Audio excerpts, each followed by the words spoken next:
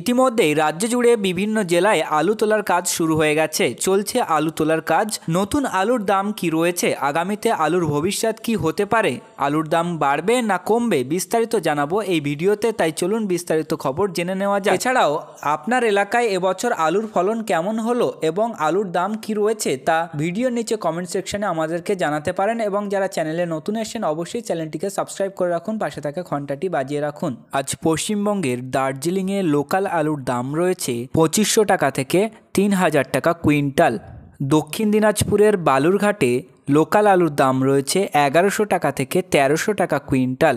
বর্ধমানের দুর্গাপুরে জ্যোতি আলুর দাম রয়েছে 1200 টাকা থেকে 1380 টাকা কুইন্টাল। পুরুলিয়াতে জ্যোতি আলুর দাম রয়েছে 1200 টাকা থেকে 1240 টাকা কুইন্টাল।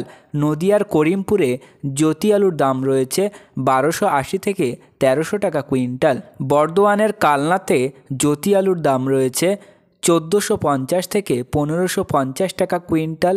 নদিয়ার চাকদাতে জ্যোতি আলুর দাম রয়েছে 1330 থেকে 1350 টাকা কুইন্টাল।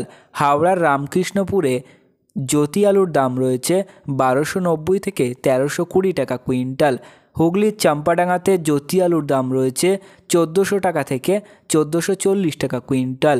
বর্ধমানের কালনাতে আদার্স আলুর দাম রয়েছে 1280 থেকে 1350 টাকা কুইন্টাল।